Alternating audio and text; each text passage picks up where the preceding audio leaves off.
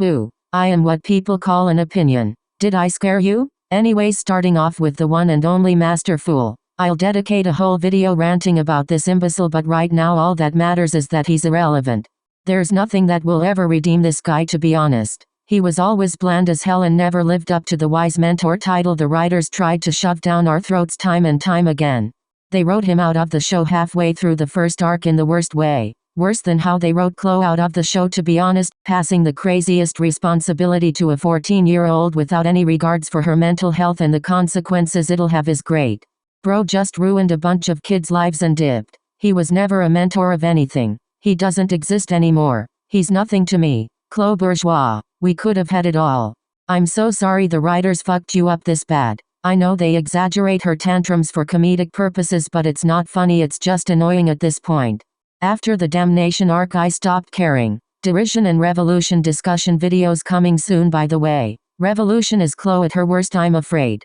Which is crazy to say because she's done the craziest shit on screen before, but now she's straight up unhinged. She was introduced as a mean girl, had a mini redemption arc building up in season 2, only for it to turn to dust in season 3 onwards. Not only did they throw her redemption out the window, they threw all her dignity and humanity out the window with it. All she does anymore is stand and be mean. And treat Sabrina like shit. I'll see you on the other side. Speaking of Sabrina, I knew she'd break eventually with the way Khloe has been treating her for who knows how long. Plus with the addition of Alia as Khloe's new friend, who by the way gets treated miles better than her because she isn't willing to be submissive to Khloe at all, and Khloe knows it too. The power imbalance is strong here, especially with the third party quote-unquote getting in the way of their friendship. This could have been such an interesting storyline, but the execution was not good. Her redemption was meh. Don't know how I expected it to go, but I think it should have either happened earlier on, like in season 3 or 4. I'll talk about this more in my derision discussion video, but the way they clearly showed her enjoying tormenting people makes me not give a fuck about her breaking down in confrontation. You're enjoying this, aren't you, bitch? The only interesting thing about her is the Stockholm Syndrome and the fact that she can perfectly replicate people's handwriting. Then again, it's the only thing we know about her really. I hate how in the span of 5 seasons they made her a superhero despite helping Khloe making Marinette suffer, but refused to give her any personality at all other than I'm Khloe's servant. Oh, my dad is a cop. Oh, Felix snapped my father who's a cop from existence. Good, I'm so glad he did that. All cops are bastards. Based Felix. I know she didn't say that last one, I wish she acknowledged it though. Does she know what people like her daddy do? Anyways, bottom line, there's barely anything interesting about her, so by the time they redeemed her it was too late for me to care. Zoe is up next. I don't know why they chose her to replace Chat Noir. You know, the one who's capable of full and utter destruction. Second character she's replacing, after Queen Bee. A cheap replacement is all you'll ever be. Seriously, Kwame's choice was the worst thing to come out of season 5. I get why it happened, but I wish it didn't. Every second of the two-parter made me roll my eyes. They failed to make her interesting. I never cared about her to begin with, but it's sad to see her still not beating the bland allegations. She's still boring as ever. Being gay still doesn't make you interesting, Jerlipop. They really tried it but failed. Maybe next season they'll do something else with her, but right now I still don't care about her. Also, Kitty Noir is nightmare fuel. Can't believe that's a real design. Luca is a character who has no purpose in the show anymore. I really don't care about him because of the way they introduced him as a chill guy who all of a sudden is so hell-bent on finding out who his father is, even though there was no build-up, so no reason for me to care. And him finding out Ladybug and Cat's identity was useless for the plot. I'm convinced they only made him find out their identities to make Ephemeral, if that is true. Since it's a what if, he didn't need to find out in canon. Just establish that he got some reason knows in the start of the episode, or have anyone else save the universe. What am I doing? Suggesting ways to beat akumatized Adrian. Ephemeral is a lost cause and a terrible concept for an episode anyway, because they've done it before. Chat Blanc and Ephemeral feel like Martyrs 2008 and Martyrs the remake. The only thing that makes this episode different from Cat Blanc is that Luca saves the universe instead of Alex.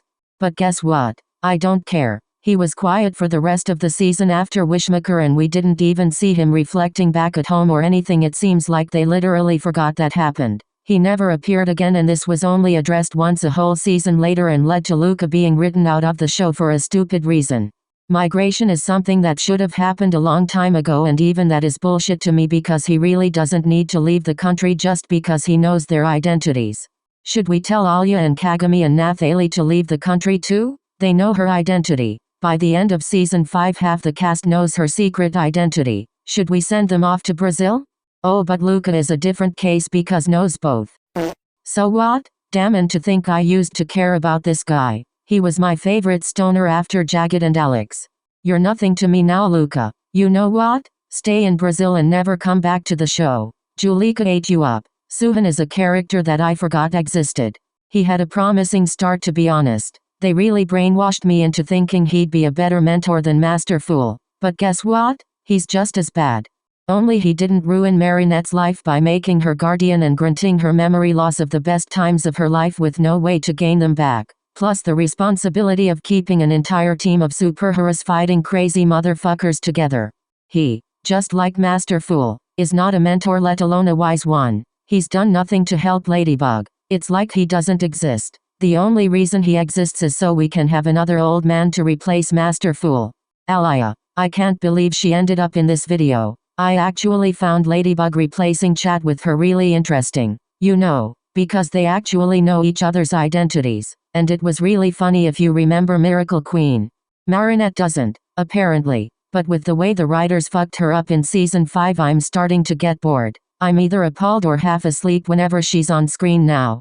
Appalled whenever she defends Lila and half asleep for the rest of her appearances. All she did in season 5 is stand around and be annoying. And enable Marinette's creepy obsession with Adrian. What a great friend. Anyways, I don't hate her, but I don't like her either. I'll come back to you one day. Maybe. Nathaniel. Like everyone else in the Miraculous, he has one personality trait and he stands around doing nothing most of the time. I never really cared for this guy and I don't think I ever will. And he's quite unlikable, to be honest. What the hell was he doing in Silencer? That is homophobic.